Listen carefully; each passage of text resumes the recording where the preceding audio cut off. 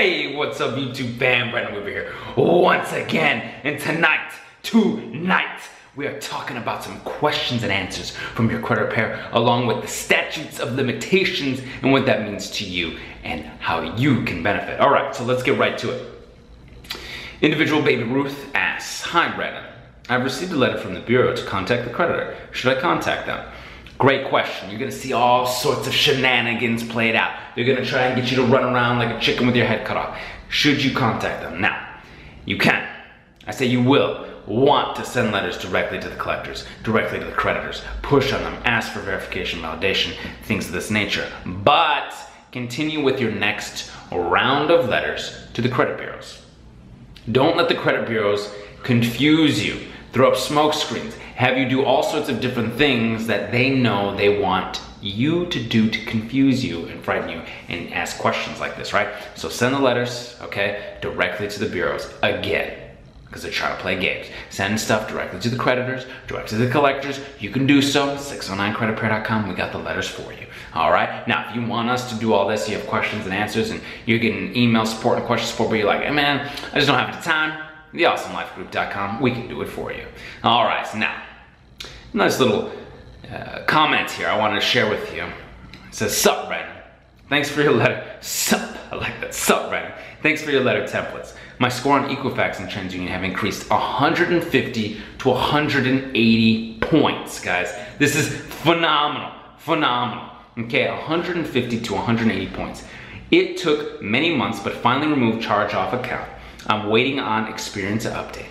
By the way, these scores are confirmed on myfico.com and creditchecktotal.com. Equifax 720, Experian 575, TransUnion 719.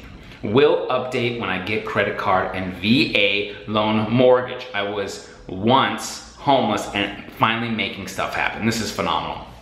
Thank you so much for sharing this. This is, I'm glad I could share this here.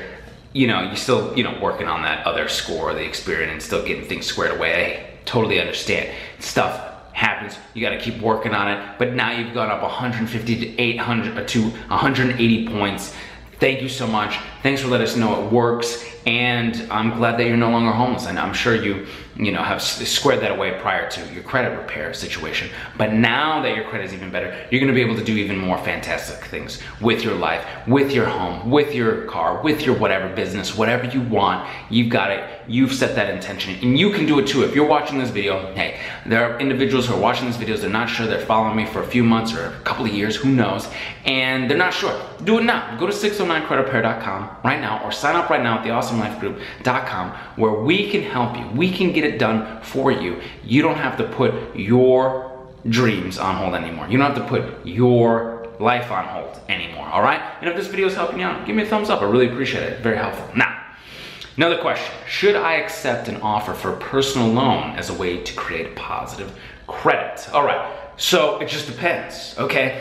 Are you doing this to create positive credit and it's for something specific that you need? Or are there other ways that you could build positive credit without taking out the loan? It just depends on what you need and what your needs are. Now, a personal loan, this is what's interesting, guys. A personal loan looks differently than bank cards, credit cards. So having a good mix of credit will help boost your score. So it is a possibility, but I want to make sure personal loan has a more of extended period of time. It's for something that you may or may not need, so you need to decide that for yourself, and you got to make those payments on time or even pay ahead of time.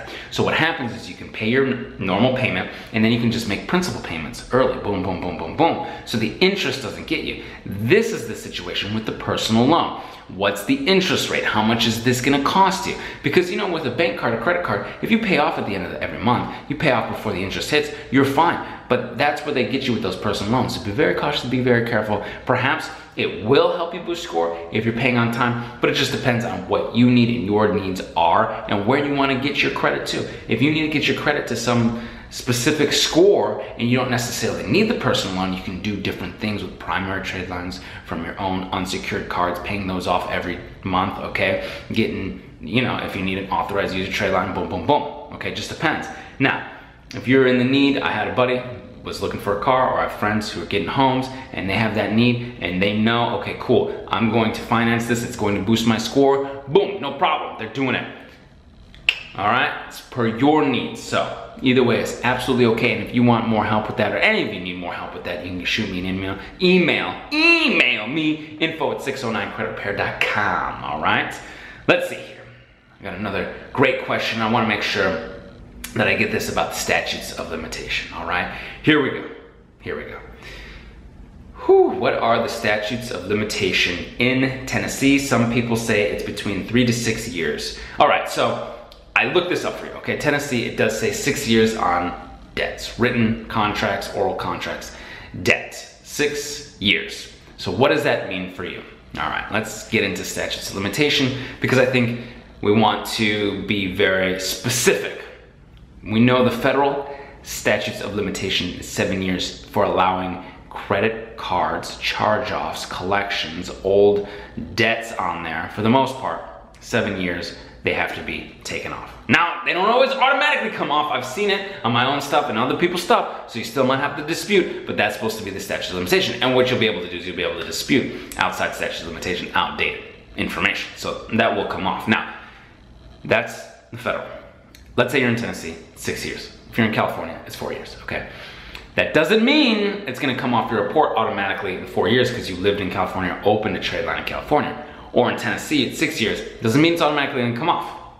What that means is they're no longer able to pursue you in a court situation. They're not able to collect on that statute of limitation on debt. Now, you know how these jokers be. You know these collectors play games, so they might still try to file suit, okay? And I'm saying they all do, and a lot of times you guys clean it up beforehand. You guys are in the Church of Credit Repair, so y'all know to dispute before this stuff happens, so you don't get those kinds of nasty things. But let's say they do, all right? And you know, all you have to do is make sure to respond to any type of suit, okay? So if something comes in the mail, you got this lawsuit stuff, it's jokers, they have no standing is what it's called. They don't have the original contracts, okay? They don't have the contract that came from the original creditor, showing them that they have the transfer of the contract. So they have the contract, they have the transfer of the contract, okay? Their license, okay? To prove how much you owe. All that stuff has to be in there, boom. So you can ask for their standing, ask for those documents. And I'll tell you what, a lot of these individuals will go there, they don't have the right paperwork, they get laughed out of court. You have the right, okay? And also, if they are outside the statutes of limitation and they try to take you to court, it's simple. Hey, this is outside the statutes of limitation, I want this dismissed. So it's standing and outside the statutes of limitation. Two options for you. There's other options for you as well, all right, if you're going through that process. Now, statutes of limitation, they are allowed to continue to ask. Okay, so let's say it's outside the statutes of limitations, 6 years in Tennessee, 4 years in California. It's beyond the point, okay? And I'll get to a bit more complicated scenario for you as well. But let's just say you live in Tennessee, it's been 6 years, you got your bank card in Tennessee, credit charged off, it's in collections, it's been 6 years, it's over that time period, okay? The collection's been there for 6 years, and they try and call. And they say, hey, will you pay this? You say, no. It's outside the statute of limitation, and I don't want you to contact me anymore. I'm gonna send you something in writing and cease and desist. Stop contacting me, and they will have to. You can dispute that, and you can get that off your reports, and that will go away, okay? But let's say you live in Tennessee, 6 years. You got your bank card in Tennessee. You moved to California after 4 years of it being charged off. Well, what statutes of limitation stand? Typically, and it's a little gray here, okay? Typically, what I've seen is the shorter statutes of limitation apply, okay? So it might be a situation where if you've moved, when I moved and the statutes of limitation were shorter, that's when they started pursuing, that's when they had to take care of it before the statutes ran out in the state that I moved to. Sometimes it's where you applied for the card, or a loan or a vehicle or something like that, or where you move from. But typically it's a little bit shorter, and if you moved into somewhere that's a little short, they'll usually take the one that's a little bit shorter. Now, this is where we get into it. What about these judgments? What if the original, all right, the original charge off a collection is hitting that point, okay? 4, 5, 6 years, and somehow they serve you. okay, and you don't want to go because you're scared, you don't know what to do, you don't know to get the free consultation with the consumer protection lawyer, you didn't reach out to me, you didn't reach out to Brandon and his team, okay, or you just don't know. Somewhere you moved and they slipped up and they played some games and you didn't get served, and you don't show up to court, okay? Now you have this default judgment. What the heck happens? What happens now? What is the statute of limitation? Is it from the original card or car loan or mortgage or whatever defaulted on, whatever the charge-off was, or when I last paid, or is it from this judgment?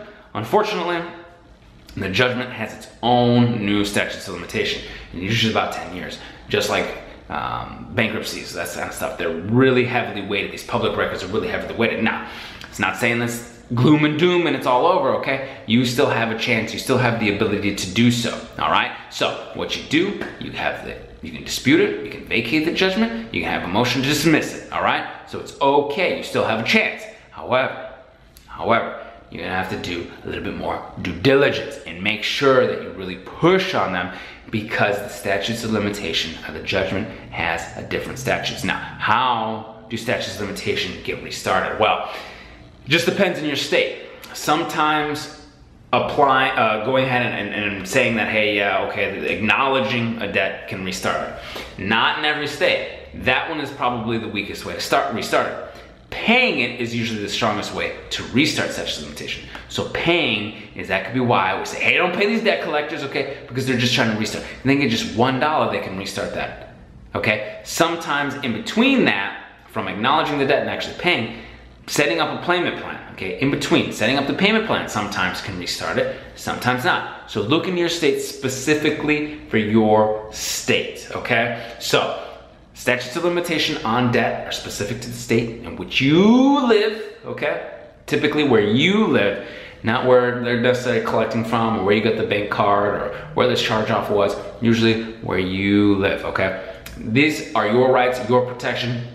609creditrepair.com. We've got the letters for you to handle all that stuff, or if you just want us to do it, theawesomelifegroup.com. We're doing fantastic stuff. We're getting all this nasty, negative stuff out of your way, all right? Give me a thumbs up if this helped you out. Comment, like, subscribe, hit the little bell for notifications so you know when this awesome, juicy content comes out. And I will see you on the other side. Take care.